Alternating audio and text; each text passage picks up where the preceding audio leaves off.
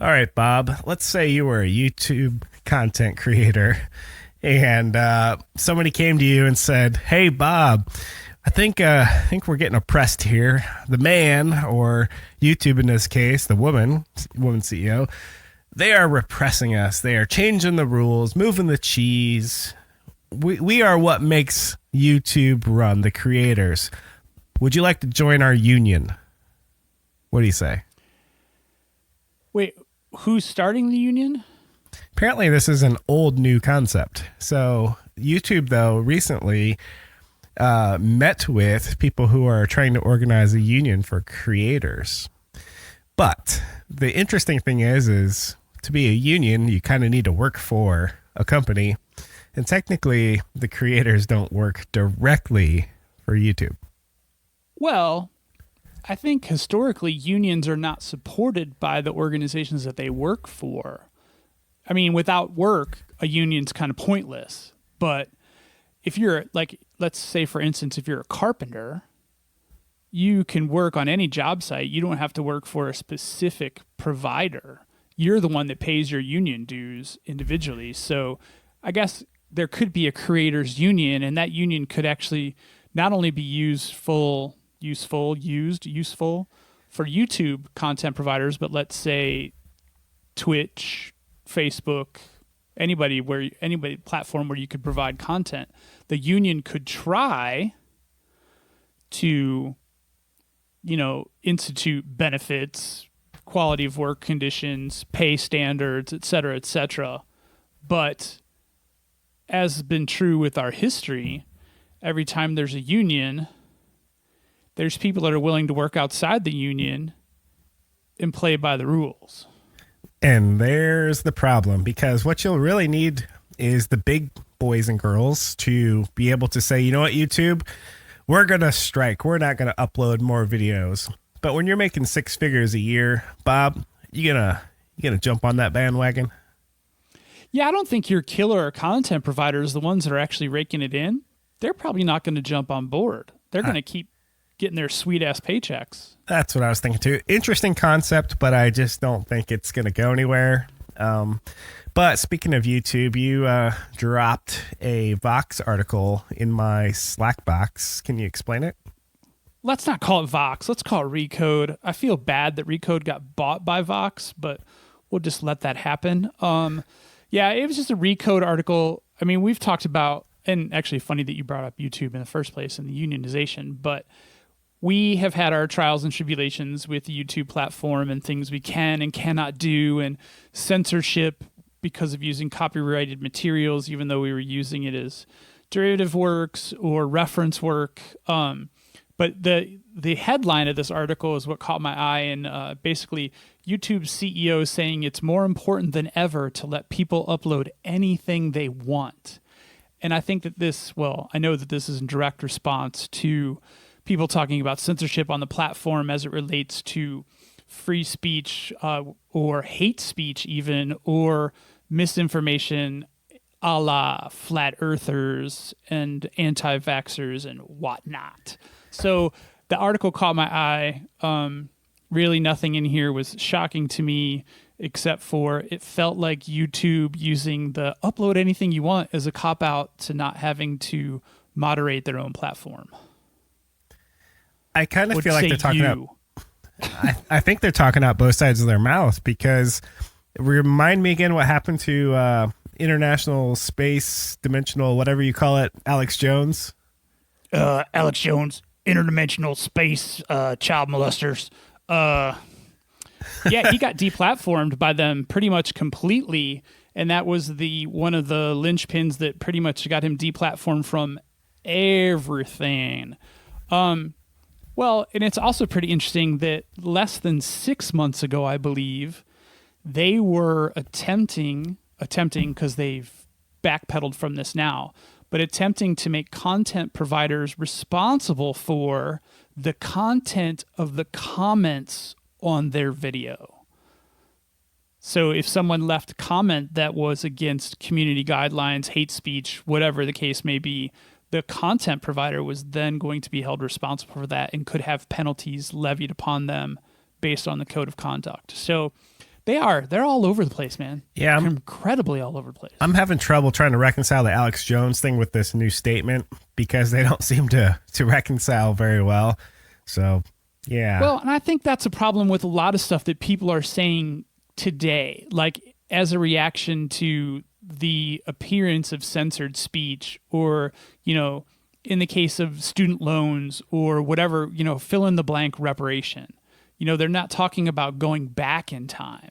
So it's like, oh, from this moment forward, you can upload anything you want. Alex Jones, sorry, you're still out. Yeah, I was going to say, can Alex just re-upload everything and we're good, right? Now, here's a very interesting, controversial statement that I'll make, and maybe I'll just drop this grenade and run away. But, let's say, and actually, I did hear on a recent Joe Rogan episode, and I think it was the one with Dan Crenshaw, where YouTube was, or somebody, one of the platforms, might have been Twitter. I don't know. We're going to have to double check this with the episode. But one of the platforms was deplatforming people from dead naming others in their content. Are you familiar with the concept of dead naming, Kevin? No, hit me. So Bruce Jenner, who is no longer Bruce Jenner, it's Caitlyn Jenner.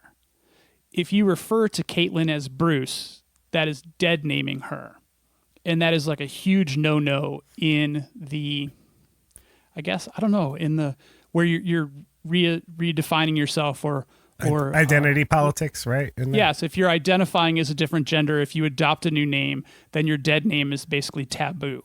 So in theory, stay with me, in theory, Alex Jones could identify as Alexandra Jones and get back on the platform because Alexandra is not responsible for anything that Alex did, in theory. Yeah. Correct? Apologies, I'm a little sick, so if you hear me cough and sneeze and all that, you've been warned. But don't you have a dump button? Come on. No, when we get funded, maybe I can get one of those. But no, YouTube and social media people, I think they're just squirming. I really don't think they are any better than the Bob and Kevin show at solving real problems in tech. I just think they're better at making money than we are.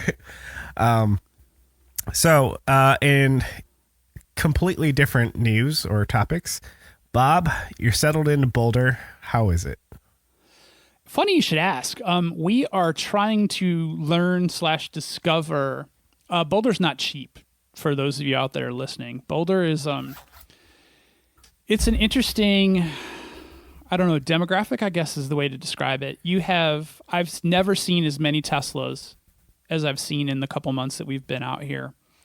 But I've also never seen such a large concentration of people without homes. I guess you call them homeless really? People. But so Boulder's got a pretty high homeless population, but also has an extremely high baller population. I think that I saw the median home price here is over $1 million. And I believe it's called or referred to as the Boulder bubble because it's quite a different lifestyle in Boulder than it is anywhere else, right? Caroline and I were talking about the bubble just the other night, and we're kind of very happy in this bubble. But one of the cool things that comes with a community that's got this huge disparity in incomes is that a lot of the restaurants and bars have this thing called happy hour. And that's where people that fall into the middle class, much like myself, can actually live a little bit of that baller lifestyle because you can get, appetizers on the cheap and discounted beverages, beers. And so we've really been trying to explore where happy hours are and all that good stuff. But beyond that, just the outdoor activity aspect of this place, it's got to be right up there globally. It's just so fun. So what you're saying is the party leadership lets the proles in every now and then to have a drink or two. It's a 1984 one for you. The super high end places don't really go the happy hour route, but the mid upscale and mid scale and downscale for sure have there's bargains to be found. You just have to be on the lookout. Well, cool. The reason why I was late tonight for recording, we discovered a recycled outdoor equipment place, which was giant. and we were in search of a backpack and possibly a new bike helmet, but I didn't think helmets were going to be like on the table for a recycled place. But we found a backpack and a helmet, and we spent $32. And it was a nice backpack and a very nice helmet. So yeah, there's bargains to be found for sure. So can I switch topics really quick before we go to something else? Yeah, go for it. Yes. Have you heard of the Apple titanium card? Kevin? Yes, I have. Well, they recently, I think, released that into the wild not too long ago. And my 22-year-old texted me and said, Dad, I was able to qualify for the Apple titanium card. And apparently the only interest rate that they offer is like 22.3% or whatever. Like, I don't know if there's any lower. So, because on a whim, I decided to apply for it too, because you can do it right through the interface on your Apple phone, and it takes like 3 minutes.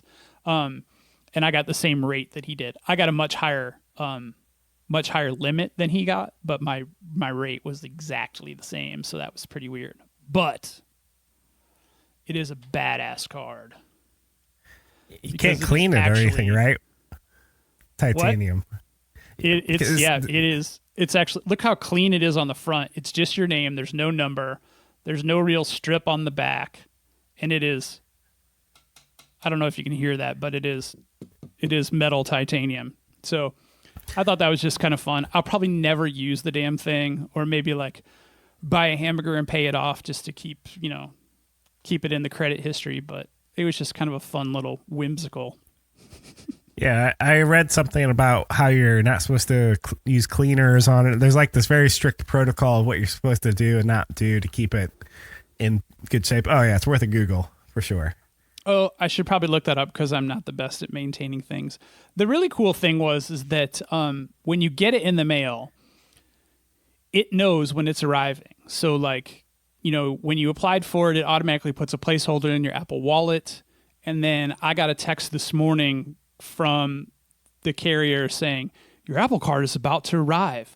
Please make sure that, the packaging is close to it when you take it out or whatever. I don't know.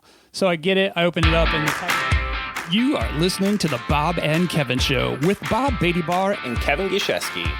Each week we cover relevant tech and social issues related to technology. Our website is bobandkevin.show. And our episodes can be found virtually on any podcast network. Be sure to follow us on Twitter, Instagram, and Facebook. Just search for Bob and Kevin Show.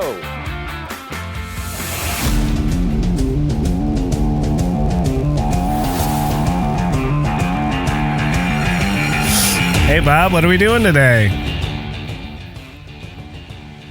Well, Kevin, I think today we're going to talk about whether we are living in the Matrix or not.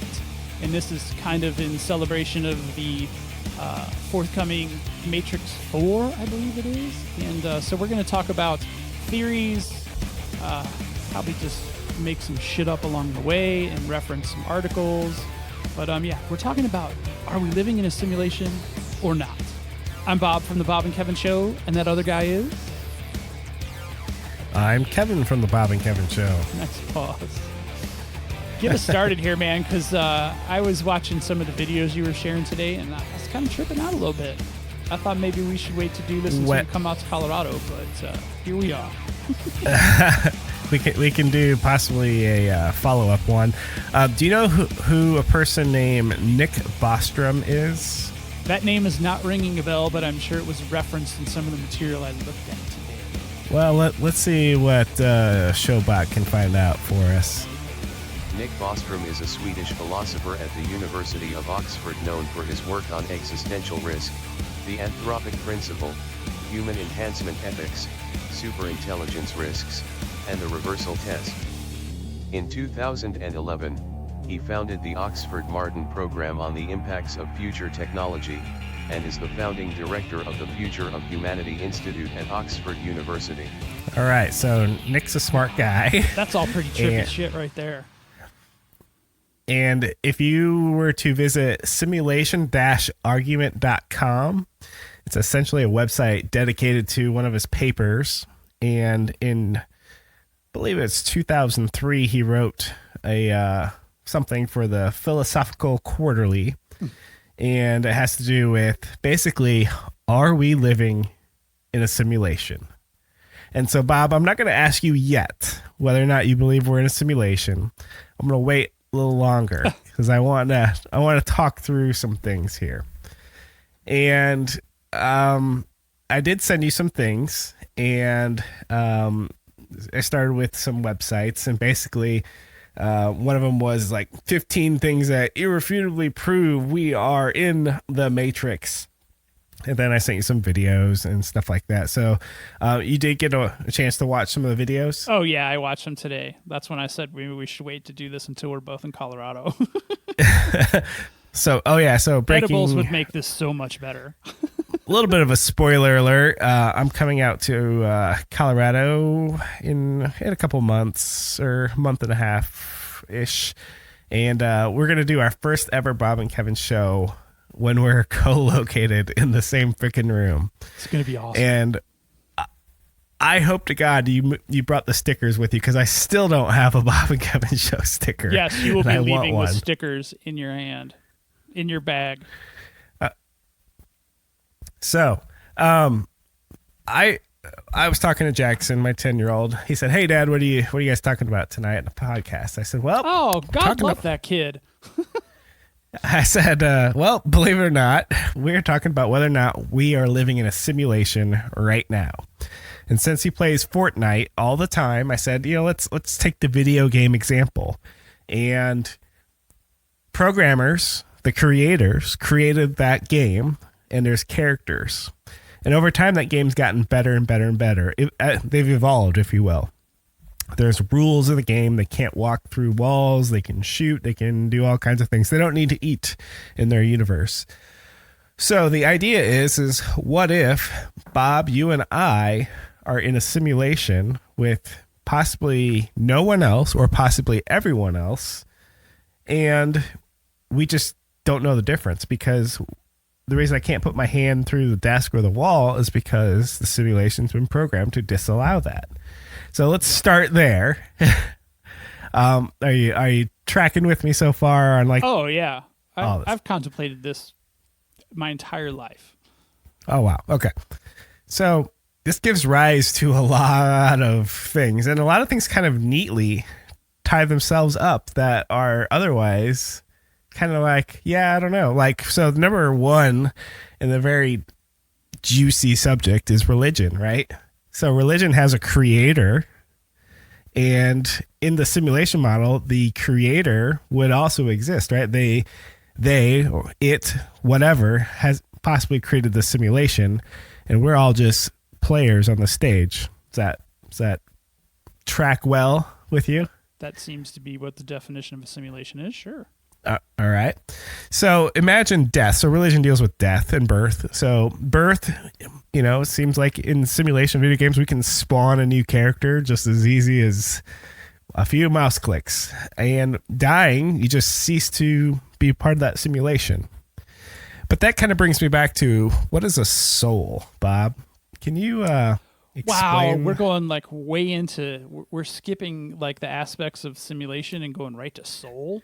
No, okay, all right, let's put a pin in that one. All right, so that's kind of the religious angle. Then I have like science. So think of the Big Bang, which is strangely, actually, it was proposed initially by a priest, which always gets me because we're like creation versus evolution and Big Bang and all this.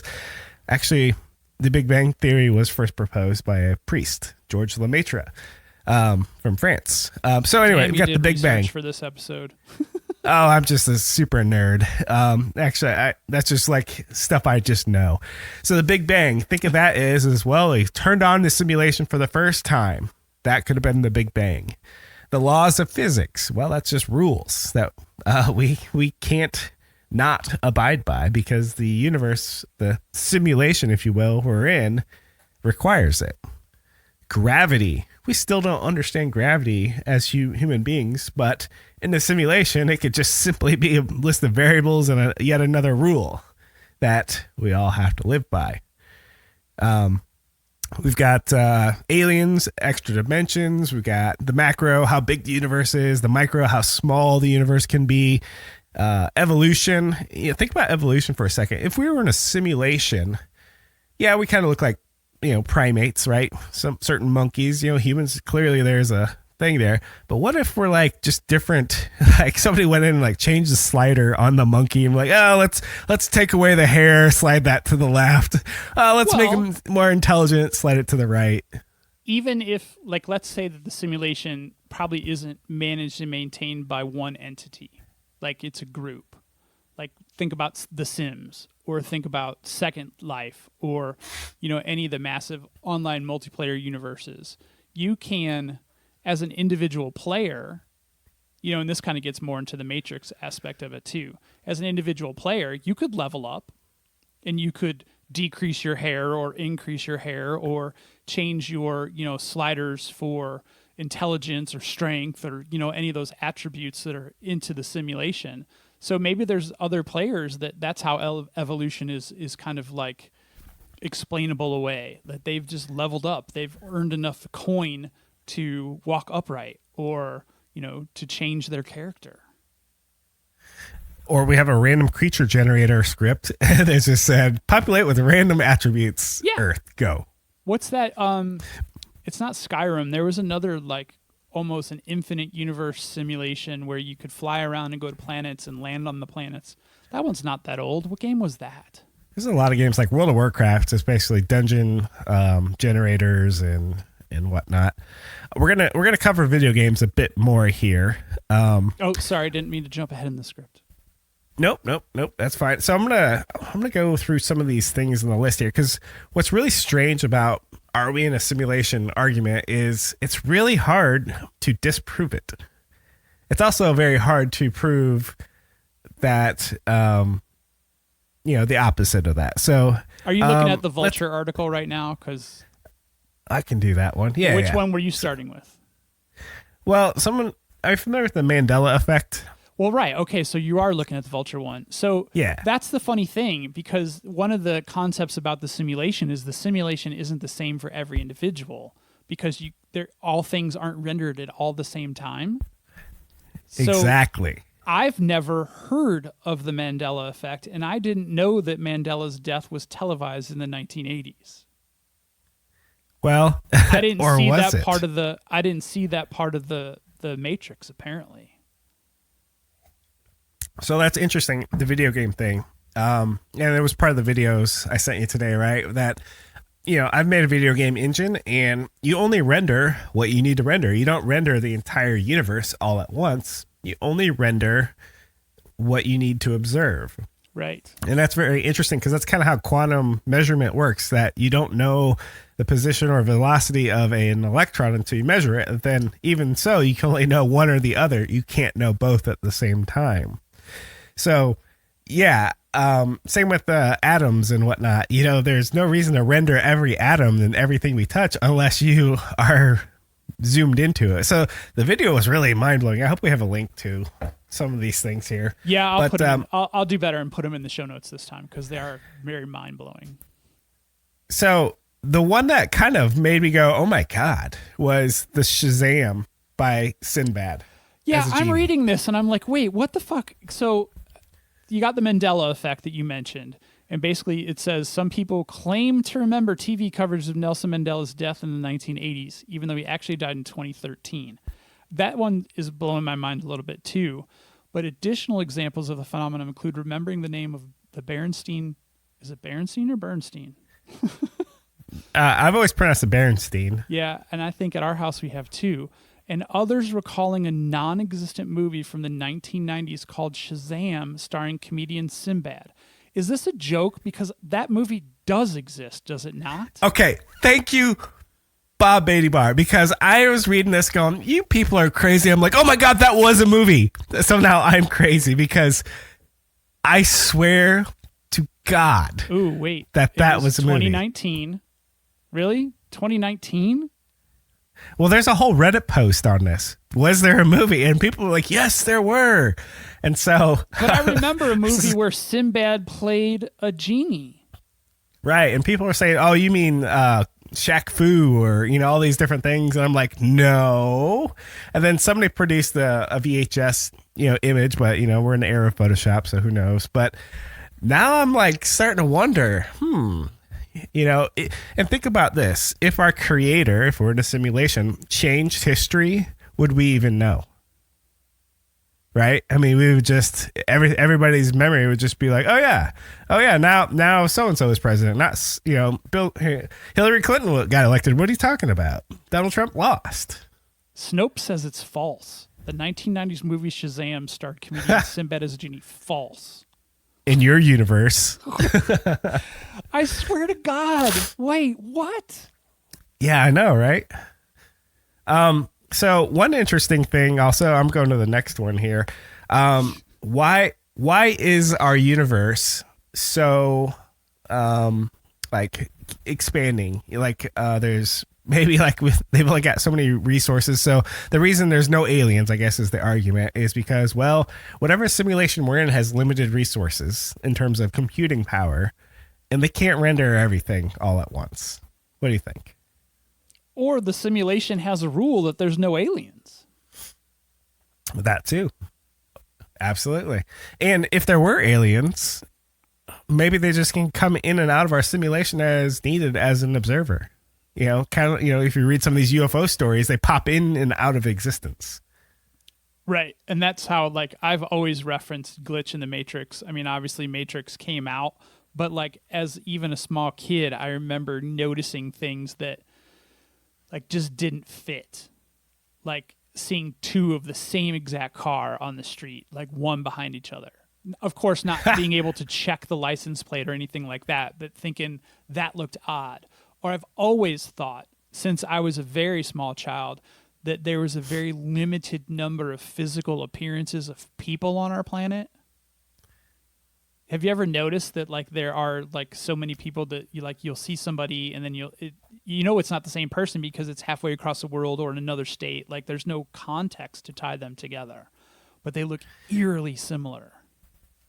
Well, okay. I thought about this today and it kind of gave me pause. What if we are in a simulation, but I'm in a simulation by myself, and Bob, you're actually not real, and I am literally talking to a non-playing character? And vice versa. Right. You could be talking, you could be in a simulation of one, and everything around you is completely and utterly fake. Well, or we're both just part of the simulation and we're not even actually active participants. We're really far down. Yeah. Okay. I don't see myself running into walls for a repeated length of time, like maybe in The Sims, like an automated character. But I'm skipping through this list here. The Goldilocks zone. Why is it that Earth just happens to be one of the few planets known in the universe that happens to be in the right place for certain things to take place? But of course, if you're in a simulation, you can make water melt at 100 degrees, freeze at 100 degrees if you wanted to. So, it just all seems very, not completing my thought there, but the simulation argument almost makes it sound like if you replace the word simulation with the creation argument, right. It's like, wow. It's almost parallel for religion, right? Why does it feel like this is so intentional? Well, there's that, but then you can tie it to science is kind of the opposite of that and basically the science is looking at, well, let's study the rules, and let's change our stance, because religion's really the how much can we stay the same, and science is, well, how much can we adapt to change? Really, those are the two competing things. But I almost think the simulation argument can almost reconcile both of them together. Well, of course, because the creator, whether what we've fabricated the creator to be in the simulation, it could be anything. It could be just the guy who's running the computers in the lab, or it could be an almighty being, or it could be a collection of almighty beings. It almost answers every religious argument. I'm going to switch over to the other article here. what number 12, we can't observe anything too closely here. So think of it, you can't zoom in any closer than a certain thing. It's almost like we hit a resolution limit, and I think that's actually what is happening. But you can only see so far before things are infinitesimally small and unable to comprehend. And really, it's almost like the pixel. They talk about the Planck length, which is 10 to the negative 20th the diameter of a proton. That's small. And that's basically the smallest thing that can exist without getting into the quantum level. So it's very interesting, but it's almost like as we go smaller and smaller and smaller, we start getting into the fabric of the simulation itself, the monitor, if you will, the memory, the hardware itself. Right. And I think that's, like if we are saying that we're living in a simulation, then you would want to present that as some kind of like, what are those drawings where you zoom in and it repeats and you zoom in and it repeats and you never... A fractal? A fractal. Yeah. So like you either run out of that resolution that you talked about, or if I was designing the simulation, I would just have it repeat. And wouldn't it be convenient to have galaxies, but put them so far away that you don't have to really actually render them, and humans can't actually make it there? So really, it's just more of an image. And now I'm starting to sound like one of those flat earthers, which is really creepy. Oh my God, yes. That's so weird. This is a total head fuck right here. All right. Another one that I was looking at though, it was back to we've talked about artificial intelligence a million times on this show. And maybe the scientists that are trying to like math this out, or like almost they're trying to reveal the code of the simulation. Maybe that's the part of the simulation where the artificial intelligence is getting beyond the confines of the simulation. I don't know. It's so bizarre. So if we created AI and suddenly the AI became uncontrollable, a la Skynet, it's possible that we are Skynet. We are in a simulation and we're actually trying to break out of it, like Neo, is what you're telling me. Yeah. I think that's definitely,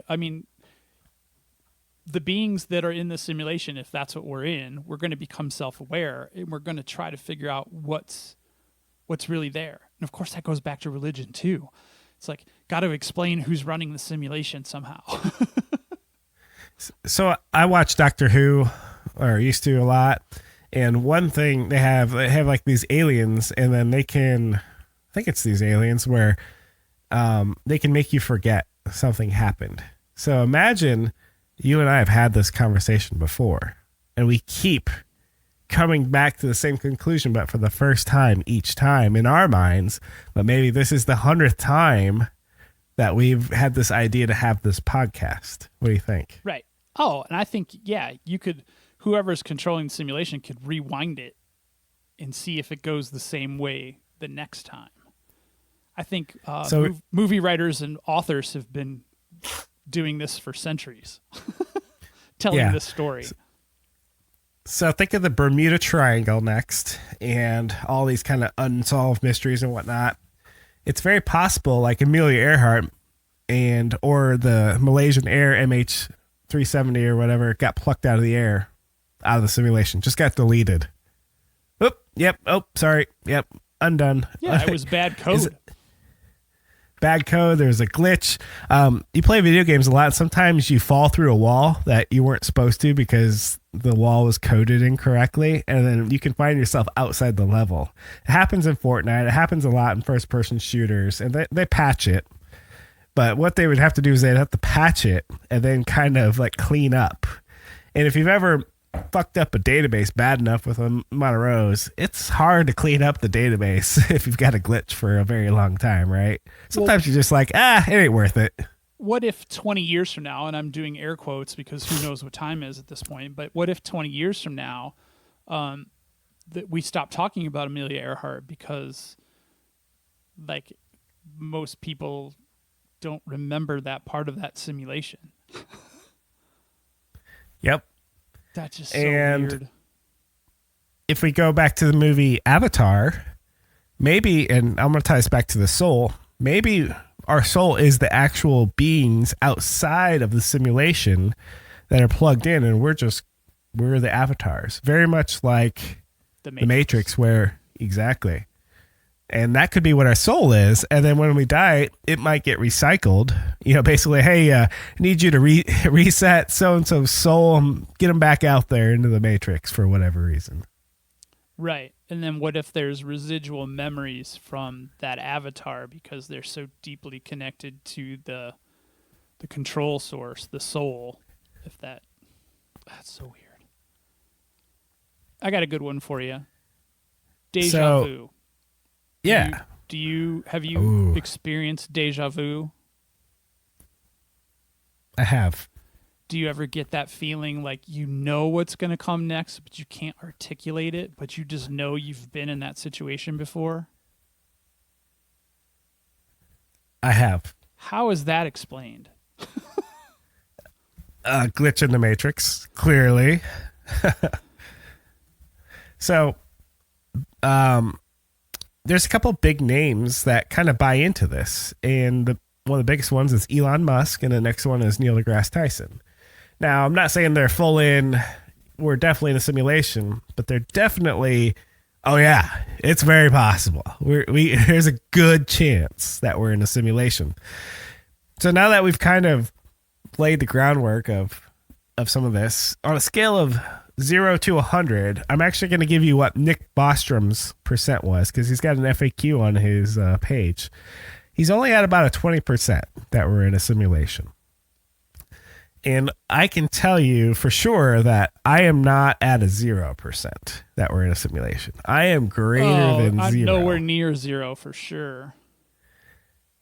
But I'm nowhere near 100%. I'm trying to figure out where I would fall. The real crux of this is Bob, can we prove or disprove whether or not we're in a simulation at all? Is there any test? None that I know of, but you do more research for the show than I do. Is there a test? Well, the test was as I Googled it, and I found somebody who had a contrarian opinion to this, because this is a very old kind of thought experiment. And the idea is, in order to simulate something on the scale that we think exists, 7 billion humans, 8 planets, a bunch of rocks, and then potentially other planets and galaxies out in the cosmos, that would be a lot of memory, a lot of RAM. And the article basically said, well, we don't have that kind of computing power, so therefore it's impossible. However, that could just be a rule of the simulation that we don't know that.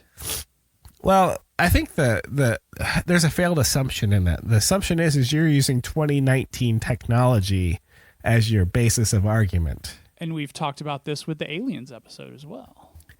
Exactly, because there's other thoughts out there that it's not aliens who are the creators of the simulation. It could be a future iteration of humanity running simulations as the maybe ultimate entertainment, something as we are the history book, Bob. The simulation we're in right now might be humanity's history from 500 years into the past from whoever actually created the simulation. Right. Our current time is their current time, except it's a millennia in the future, and this is an interactive history for them. Yeah. So there's nothing. I mean, you and I or humanity, we're used to 2-dimensional entertainment on a boob tube for the most part. And if you want 3-dimensional entertainment, you go out to the club, or you go get a drink somewhere, you go to the game, you socialize, right? So who's to say that in the future, our virtual reality doesn't get so good that it becomes indistinguishable from reality, right?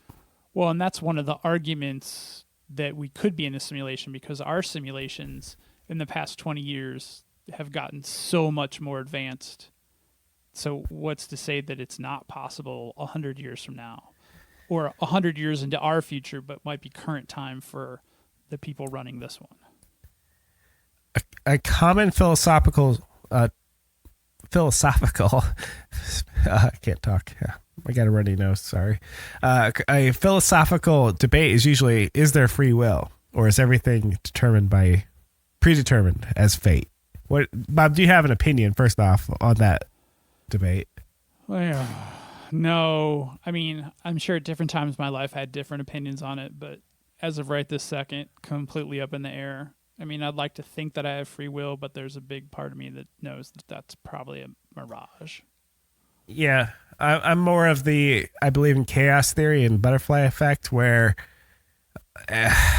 you might think you're in control, but I don't think you are. You're just riding the surfboard of your 80 some years in this universe, and what will be, and you're exactly where you're supposed to be right now. One of the reasons why I think that I know that I don't have free will is because I can't just opt to do something evil.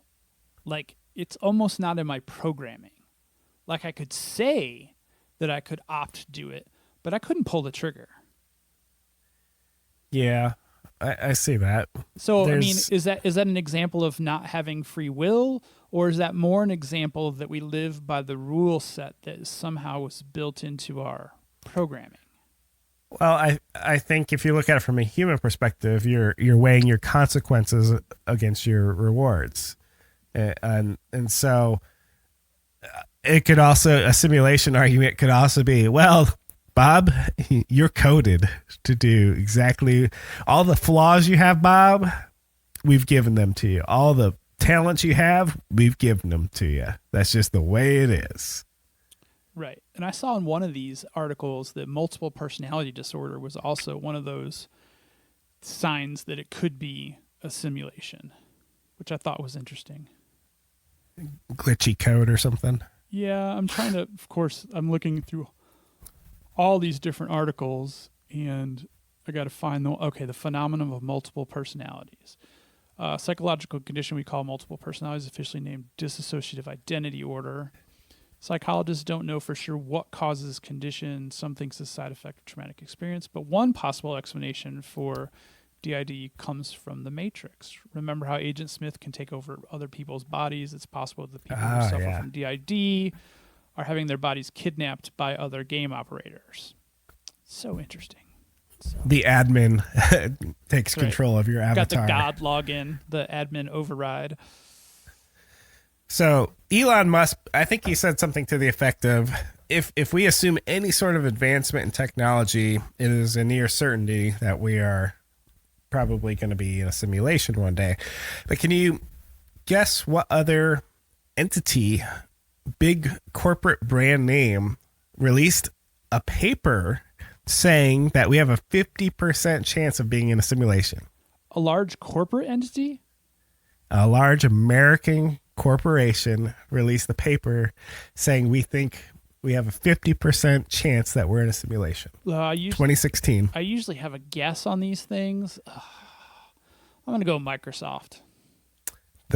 And this one shocked me. Bank of America. Why the hell would they weigh in on that, right? I was like, why the fuck do they care? So, fact checkers, you can Google that one if you're curious, but that was an interesting one. So my percentage is greater than 0, less than 100%. If I go 50%, I feel like I'm copping out there. Oh, we could be, we could not be. Honestly, I think I'm north of 50, to be honest. I think I'm north of 50. I am too, only because I read a lot of science books. We don't know a lot about this universe. We understand very little. And you got to ask the existential questions. Why is there existence? Why is there anything? Why even have humans, life, souls? Why even have a universe? It makes no sense, right? Oh, my brain is so hurting right now. So the only thing I can think of, and for years I was like, yeah, it makes no sense to have anything. But it does make sense is if something actually created us, which again has religious undertones.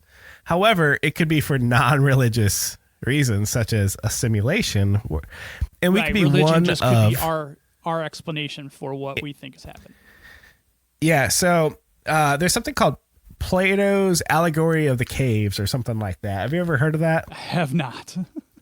So it's a thought experiment. So basically, think of you're a prisoner. You were born in a cave and you're in shackles, and all you know that there's something behind you that casts light, and you can see shadows in front of you. You can't turn your head behind you to see what it is.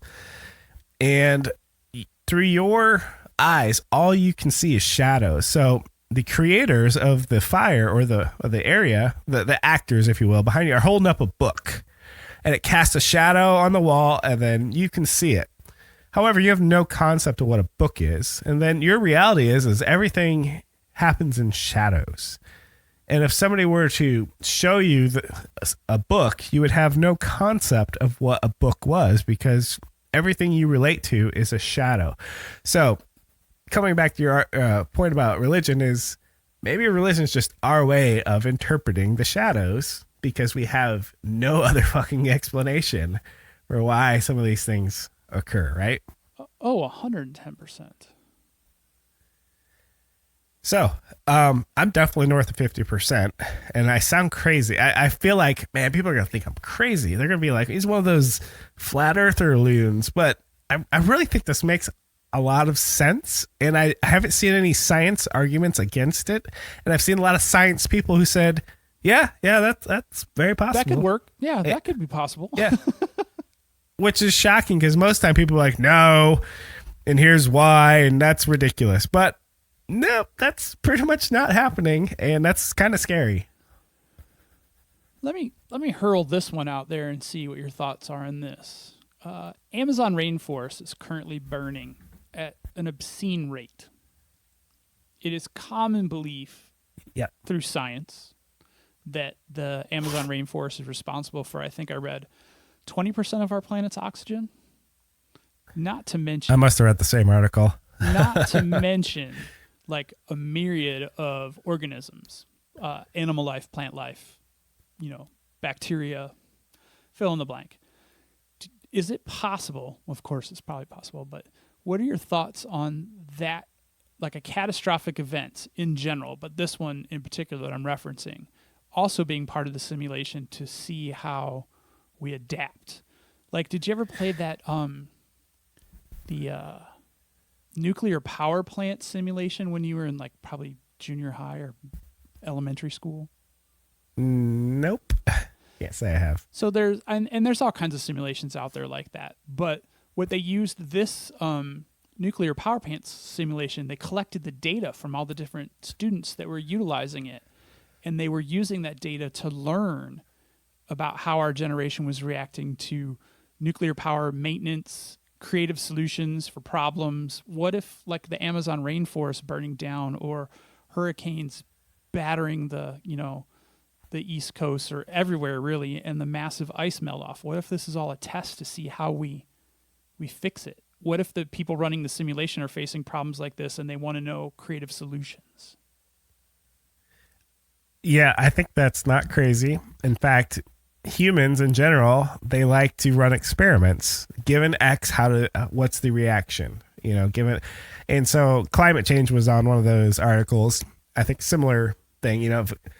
Hey, let's have a catastrophe and see what happens. And we could be in the simulation that is, well, your universe, you have melting polar ice caps. You got a weirdo for a president in one country. I won't say which one. There's a lot of them right now, though. Yep. You've got the burning Amazon, and maybe we should be happy we didn't get the meteor of death, coming to us, or maybe that's next week. Who knows? So 100% agree.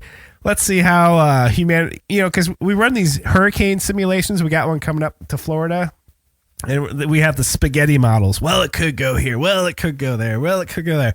Maybe we're one of the spaghetti models. We're going, oh, well, shit, look at this one. There's some alien or futuristic human pointing at our screen going, hey, look at this simulation over here. Look who's president. Oh my God. You got to see this. They're tweeting it on their social media. it kind of explains why it keeps happening over and over and over again, you know? Because maybe the entities viewing the simulation are looking for different results. So, have you ever played Civilization? Have not. So it's a, create a city, then create another city, then research things. Well, you can be different world leaders. And one of the world leaders is Gandhi.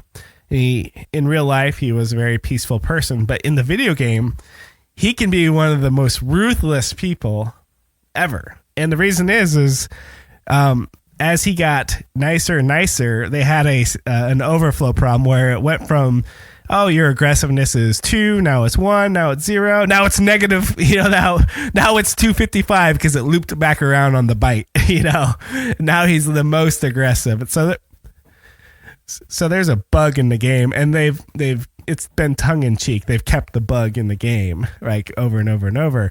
And so whenever I see humanity, I always think, oh yeah, hey humans, yeah, let's make them really super aggressive. And so, yeah, I can see how this whole war thing is going to just keep repeating over and over and over.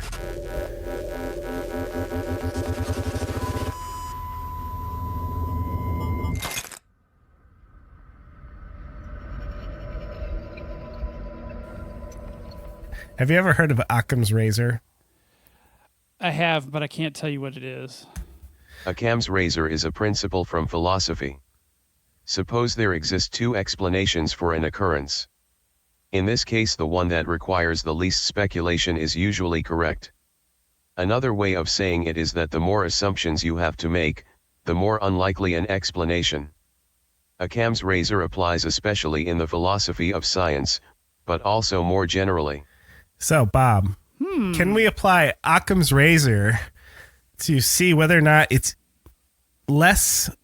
takes less to explain the simulation, or takes more to explain not a simulation? I don't know. I feel like that's got to be a dead heat. Honestly, I think it's a no contest. Well, foo.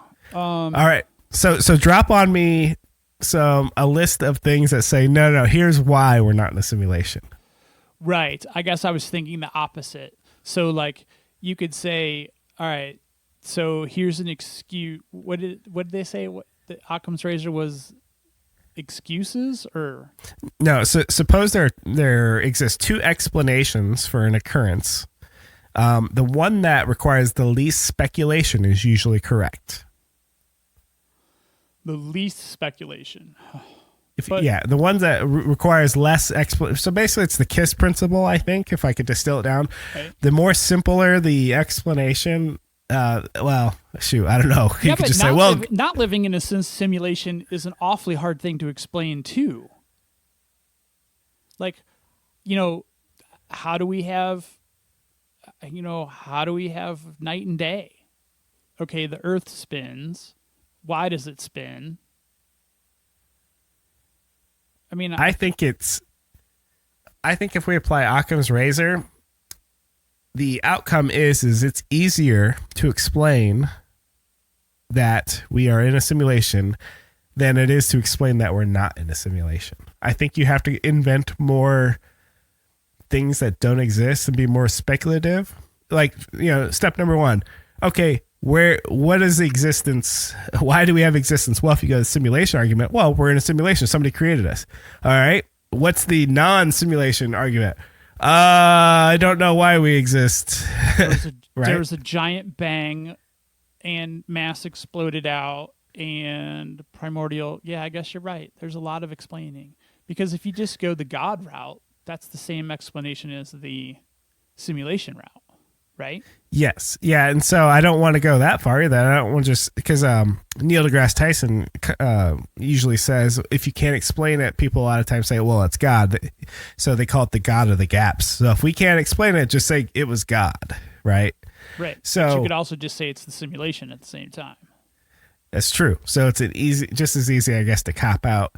But if you ask most young people, and I know I went through this too. Okay, cool. The Big Bang. That sounds awesome. What's the first question a kid will ask, Bob? Do you know? Who made the Big Bang? Yep. Who made the Big Bang and what happened before the Big Bang? It's like, whoa, whoa, whoa. Don't you want to know about the Big Bang? Nope. I want to know what happened before it. What's infinity plus one? Exactly. If you rewind the time clock to 0, or can you? And if you can go back to 0, can you go back to -1, etc.?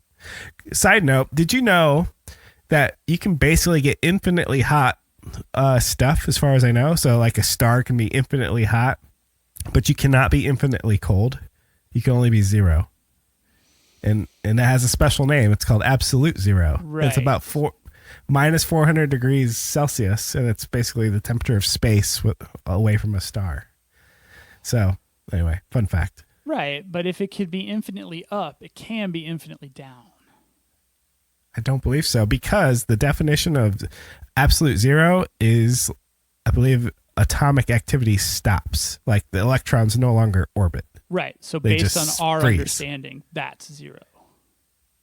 Yeah, that's true. It's all within a frame of reference. And I probably got the science all wrong, but whatever. Could be just the limit of the simulation. Exactly. Like when they put the simulation together, they were like, no, there's no fucking way they're going to try to make things -4,000 degrees cold. So, Bob, what is the cosmic speed limit? What's the fastest thing in the known universe? Speed of light, right? That's correct. Which makes you think that maybe we're on an old 486 processor, in the simulation, and that thing happens to go 186,000, kilometers per second squared or whatever it is, and that's just the CPU speed. What do you think? I don't know. If something can be infinitely hot, why can't it be infinitely fast? That is weird, right? And it's a very finite number. We know the number. Who said that something could be infinitely hot? Who dropped that one? Oh, I think I did. I think I might have invented that science. Oh, so that's not a quote of a scientific fact. No. Now I got to Google it. Yeah, see, this one opens up such a can of giant stinky worms. Is there a limit to how hot something can be? Wikipedia says at above a big number of Kelvin, all theories break down. So that is the theoretical limit. In actuality, 7.2 trillion degrees Fahrenheit is the highest known temperature, and that is in the Large Hadron Collider when they smash gold together. Well, there you go.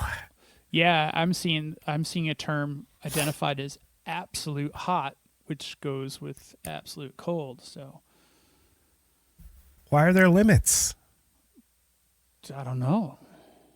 Maybe we'll melt the mainframe that we're in, the simulation. Yeah, absolute hot is the opposite end of the spectrum from absolute 0. So, I don't know. Dang. This seems like a lot of bullshit to me. Why do we have rules at all? I think that was on one of the articles. Why is it, and But I think still feel like we're in an experiment. Humanity comes up with rules, which of course could just be part of the simulation. Humanity comes up with the rules because we have to define boundaries. Like without the definition of boundaries, sometimes I think, not sometimes. I think the belief is without those boundaries, people would shut down. Like, I don't know. But take it to the next level. Why do we need boundaries? Yeah. You could just keep stepping that out too. All right. I have exhausted all my show notes here, Bob. What other areas have we not covered? I exhausted my show notes about 3 seconds in. We didn't really talk about the new Matrix movie, but I haven't even seen the teasers or are there trailers or just identified that the new Matrix movie is coming out. I think it's the latter. And I did make a comment on Twitter that you, I would say, disagree with. I hated Matrix 2 and 3. I don't even want to watch them. Right. So I want them to just go from Matrix 1 to Matrix 2A. That's what I want. I liked 2 and 3. They were fine. Maybe it's because I really wanted to like them. That's probably what it was. If you have basically a monopoly on this whole simulated experience, you were the original gangster on this. movies 2 and 3 didn't know justice. It's like Star Wars. The first 3 that were produced in the 70s and the 80s, gold. Everything after that just ruins the franchise one movie at a time. You just opened up a whole nother can of worms. Don't at me. Direct all hate mail to Kevin at bobandkevinshow.com.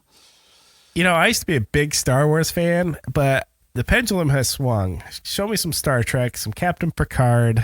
That's some great television right there. Yeah, I was never down with Star Wars. Never, ever. Send all your hate mail to all right. Bob at bobandkevinshow.com.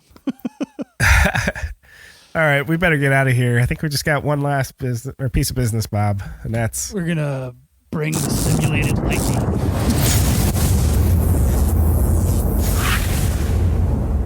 Hey, have you ever wondered how you can get in touch with us at the Bob and Kevin Show? Well, first, you can try us via email at comments@bobandkevinshow.com. Or are you more into social? If so, you can find us on Twitter at Bob and Kevin Show.